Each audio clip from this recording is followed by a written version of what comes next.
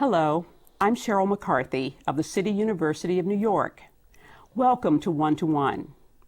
Each week, we'll address issues of timely and timeless concern with newsmakers and those who report on them, journalists, artists, scientists, educators, social scientists, government leaders, yes, politicians.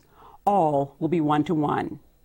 I'm delighted journalist Leslie Bennetts is able to join us today. She's the author of the controversial The Feminine Mistake, Are We Giving Up Too Much?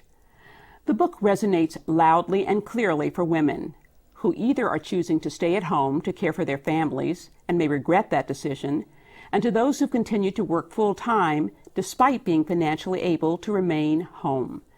Responses have ranged from, yes, you're absolutely right, to how dare you, and every degree of anger to approval in between. Welcome. Thank you. What is the feminine mistake?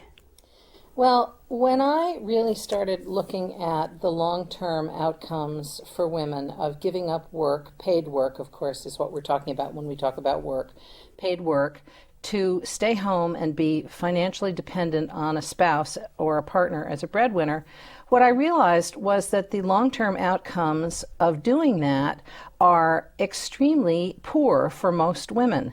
That if you add up all the risk factors, half of their marriages are going to end in divorce. The average age of widowhood in America is 55. By the time women are 60, 2/3 of them don't have partners, and yet women are routinely living into their 80s and 90s these days. I realized that it was an enormous risk for women to take that not only jeopardized their own futures, but jeopardized their children's security. So to me, economic dependency is the classic feminine mistake. Our cultural mythology predisposes women to think that it's safe to do this. We grow up with, all of the fairy tales and the chick lit and all of the stories that are about finding Mr. Right. And the implicit promise of that is that if you find the right husband to marry, he will take care of you forever, and that you can count on that. But the truth is that in the 21st century, that is a terribly dangerous gamble for women and therefore for their families to take. Your book set the blogs pretty busy. Were you surprised Yes, it did. Were you surprised by the reaction you got?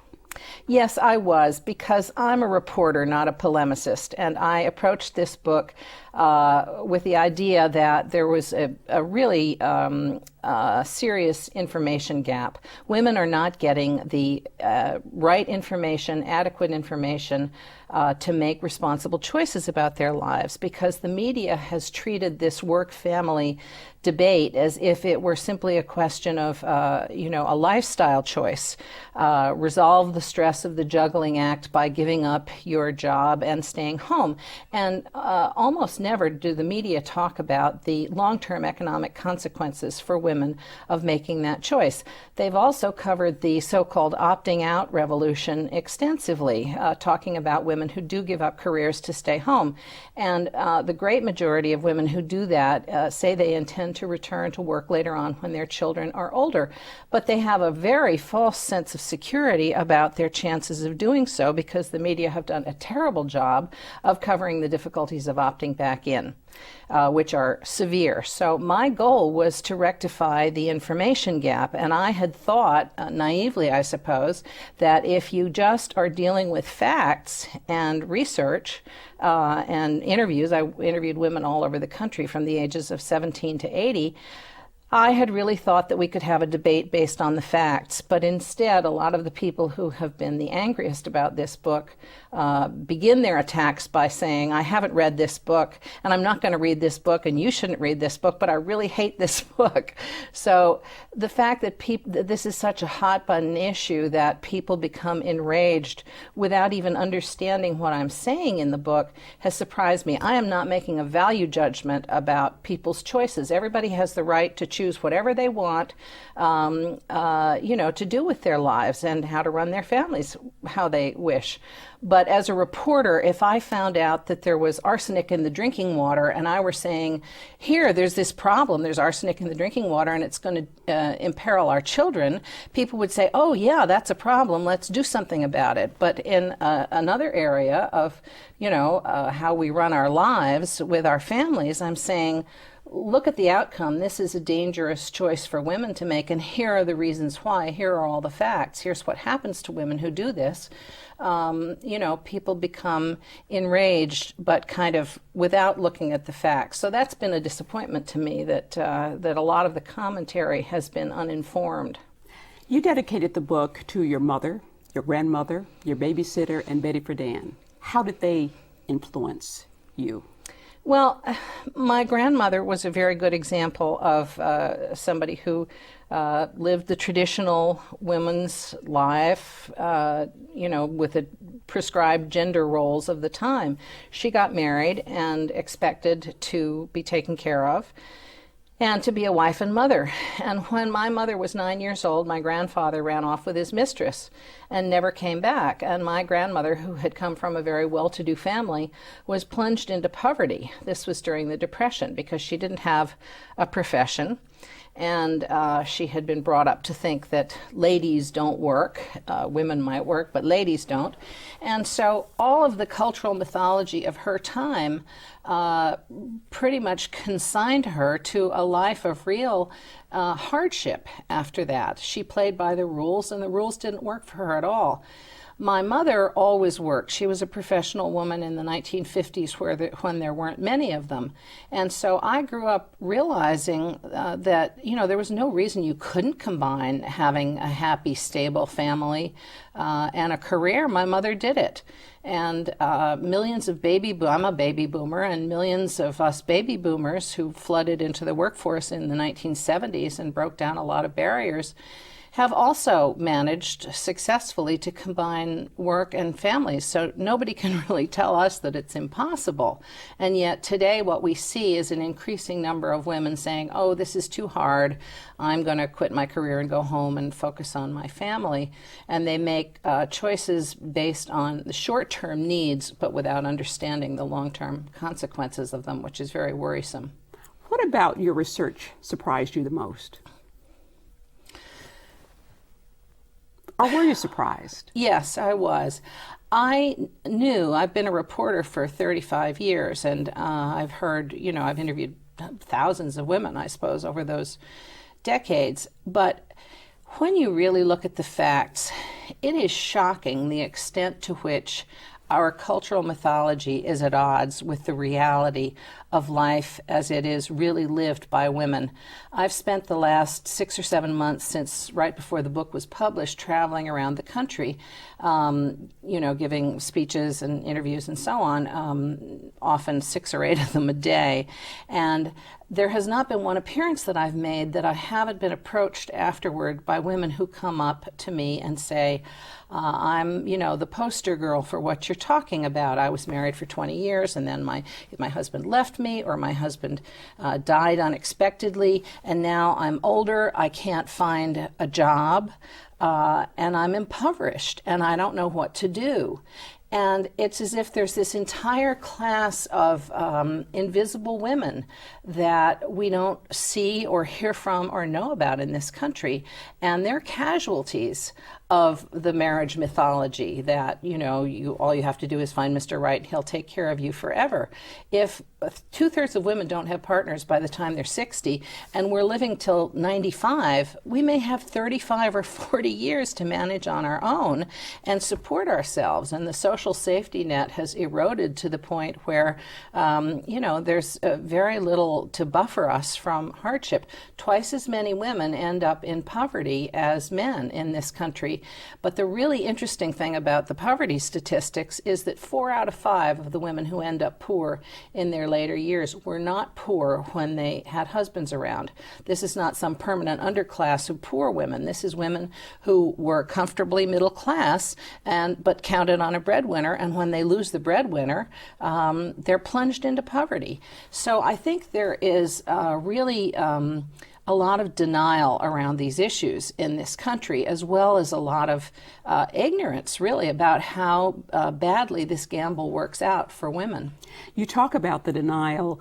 Were there a lot of educated middle-class women who seemed surprised by some of the questions you were posing, like, did you ever consider that your husband might die? Or did you ever consider that, he might run off with his mistress? I was stunned because I was interviewing women who were, many of them, extremely smart. They had, advanced degrees, law degrees, MBAs, and yet when I said, what about the risks of economic dependency? What would happen if your husband divorced you? What would happen if your husband died? What would happen if he became disabled? What would happen if he lost his job?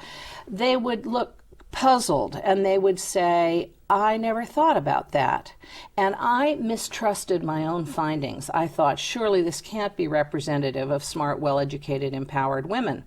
And so I went and I sought out all of the sociologists who have researched the opting out phenomenon to see what they had found, and their findings were exactly the same as mine. One of them said to me, I would ask these women about the risks and about what they would do in the future if any of these things happened, and they would, none of these things ever crossed their radar screens. Women respond to the needs of the moment, which is entirely understandable. They say, oh, my kids are such and such an age, and the household will work better if I stay home. And so they're doing what, they think is the best for their families, but they don't look ahead and say, what are the consequences going to be for me? And also, what are the consequences going to be for my children? Because I've talked to a lot of older women who became financial burdens on their kids later on because they hadn't done any contingency planning to protect themselves in their lives. We have to take a break. We'll be back in a moment.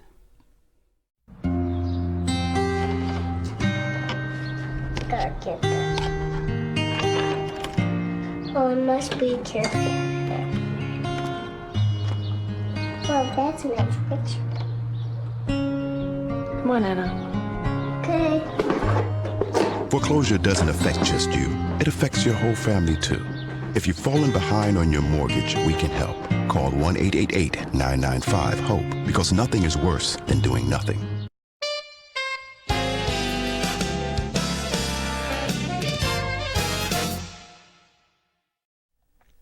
Welcome back. I'm Sheryl McCarthy with Leslie Bennetts, author of The Feminine Mistake, Are We Giving Up Too Much? How realistic is it for women to think they can re-enter the workforce after they've been out of it for a while? Well, I find that there's a lot of misplaced optimism, and so many of the women that I interviewed said to me, I expected that it wouldn't be terribly difficult. I have experience, I have credentials, I have skills, and I was shocked by how difficult it was. All of the serious research that has been done on trying to opt back in shows that there are enormous barriers. I found in my own research that there are probably 4 different things that work against women. One is good old-fashioned sexism, and another is ageism. I think 40 is for women what 50 or even 55 is for men.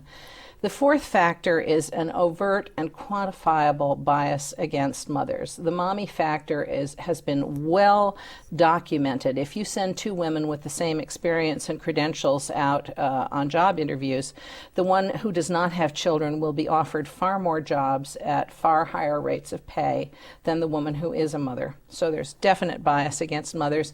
And the final factor is that there is a strong negative bias against women who have taken time out of the workforce, even for small periods of time, because they are seen, whether rightly or wrongly, as being out of touch and their skills as being out of date. So when you put together all of those factors, you find women who will say, oh my God, I can't believe it. I have all these degrees and I've sent out 150 resumes and I can't even get one job interview, let alone a job. And when women find themselves in midlife having lost their breadwinner, whether through divorce or death or whatever, often the inability to get a full-time job with benefits means that they can't get health insurance. So their families end up often in dire straits, and they didn't anticipate this at all.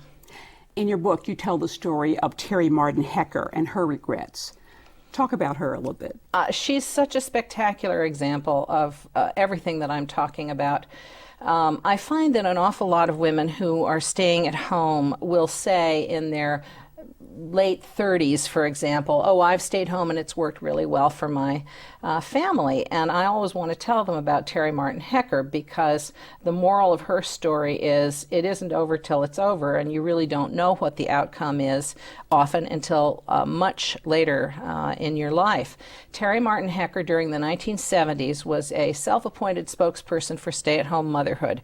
She wrote a book saying that all women should stay home and concentrate on their children. She gave speeches about this, and she had a certain vogue at that period of time as an example of stay-at-home motherhood. She thought this had worked out fine for her until on her 40th wedding anniversary, her husband presented her with divorce papers and took off for Cancun with his girlfriend. She had to sell her diamond engagement ring in order to pay for repairs to her roof, which was leaking. And when she filed her first solo tax returns, it triggered an automatic notification from the government that she was now so poor that she qualified for food stamps. This is not how middle class or upper middle class women expect to end up in their 60s. But Terry Martin Hecker wrote a memorable column about this whole experience for the New York Times, and in it she said, I'm now writing a second book. It's going to be called Disregard First Book. And you came across many, many stories like that. I have been absolutely inundated. It's been like a tsunami hitting me with, women's stories from all over the country, women who have had this happen to them in one form or another. And they're just so shocked. They never saw this coming, So many of them say, I thought everything was fine, and one day my husband said, I'm not happy, I'm leaving. And they just didn't anticipate this, or, there are lots of other tragic scenarios. One day my husband, went to the doctor and was given 3 months to live, and all of a sudden I was on my own, and I never expected that. But they just didn't anticipate ever having to take responsibility for their own lives. This is very foolish, because the current estimates are that more than 90% of American women will be responsible for their own and their family's finances at some point during their lives. So if we don't plan for that, that is short-sighted in the extreme. But you're not, at the same time, you're not really criticizing stay-at-home moms, are you? I'm not making any value judgments. What I'm saying is, this is really a question of what your tolerance for risk is. Stay-at-home moms perceive themselves as making a culturally sanctioned choice that will work out well for their families. But if you look at the facts, really, it's about the same as going to Las Vegas and staking your entire family's welfare and your own future on one roll of the dice. If you're depending on a breadwinner husband, that leaves you unbelievably vulnerable to the vicissitudes of fate. And most women lose that gamble. If you add up all the risk factors, there's your projections, so it's impossible to know for sure, but 3/4 or 5/8 or 7/8 of those women are going to lose that gamble. I personally don't have that kind of appetite for risk. If somebody else does and says, well, I want to do this anyway, then I say, you have every right to do that. But I think that it's very important for women to sit down and do the math, because all the financial experts that I interviewed said it is so difficult to get women really to focus on financial planning. So many of them leave that kind of thing to their husbands. And women have, again, a false sense of security. Many of them will say, well, if something happened to my husband, we have life insurance. But then you say, well, your benefits, your life insurance payoff, at your present rate of household consumption, how many years would that last you? And they say, well, 5 years. And I say, well, you're 49, so that lasts you to 54, and you just told me you have a mother who's 93. What are you going to do for the next 40 years? And they look absolutely shocked, because they've never thought about it. So one thing I would say to women who are convinced that being a stay-at-home mom and depending on a breadwinner for support is the best choice is do some contingency planning. really know what the family's assets are, plan for the future, and think about the possible risk factors that could jeopardize yourself and your children, because it's not fair to your kids not to take responsibility for that. As parents, I've raised 2 children myself, and our first responsibility is to provide food and shelter, and an awful lot of women are leaving themselves in a position where if something happens to their breadwinner, they can't do either of those things. I know there are a lot of women who didn't read your book but commented on it anyway. But who are you hoping will read it? Well, I have had responses from, women of all ages, in fact, all over the world. Last month I was asked to give a speech at the Women's Summit in Kuala Lumpur, and I was talking about women's economic empowerment to 2,000 Muslim women in Malaysia. So women's economic empowerment is a huge story all over the planet. In America, I've had grandmothers say to me, I'm giving your book to all of my granddaughters because they need to know this. I've had women who are in the workforce say, this is the most empowering, validating book I've ever read. It made me feel so much better about my choices because there are so many cultural messages that working women should feel guilty. And this book makes a great case for why we're making a much more responsible choice in terms of protecting our families. I've had stay-at-home moms say to me, this book really made me think hard about how to protect my family, and I've taken steps to do that, and I feel much better about things now. Many women decide when they look at the facts to go back to work or start planning their reentry sooner rather than later. But the most important thing is the way we raise our young women. In the 21st century, it is just profoundly unsafe to raise girls to think that all they have to do is marry the right guy and they don't really have to take care of themselves for the foreseeable future. This is just not going to be true for our daughters, and I think it's critical for us all to start raising our girls the way we raise our boys, which is to understand that they're going to have to take responsibility for their own lives, whether or not they're married. You have a daughter. I do. What does she want to do, and what roadblocks do you think she's going to face? Well, this country is set up, the whole workforce in this country is a product of the Industrial Revolution, and it is predicated on the assumption that men will go to work and women will take care of everything at home.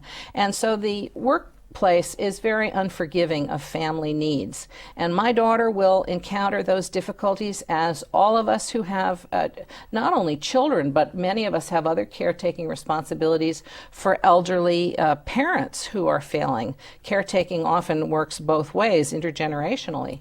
And so I know that my daughter will encounter all of these problems, but she has really grown up understanding that it's not safe for women to depend on men. I've been married for 20 years.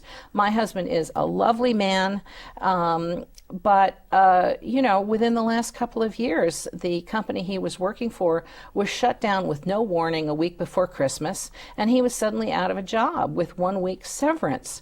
And this was a tremendous shock to him and to the whole family.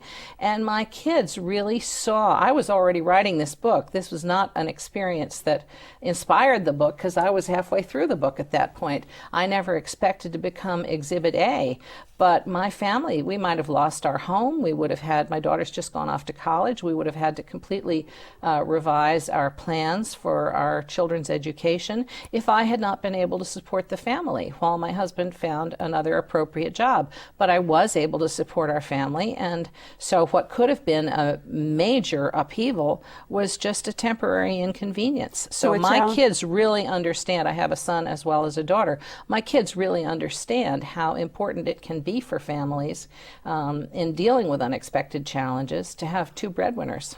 So it sounds like your research really reinforced your own lifestyle choices. Well, it did. I think there's no arguing with the facts. I would just say I never wanted to be in the middle of the mommy wars or the culture wars, and anybody who thinks that they completely disagree with the premise of the feminine mistake, I would just say take a look at the facts before you make that determination, because the facts are pretty persuasive.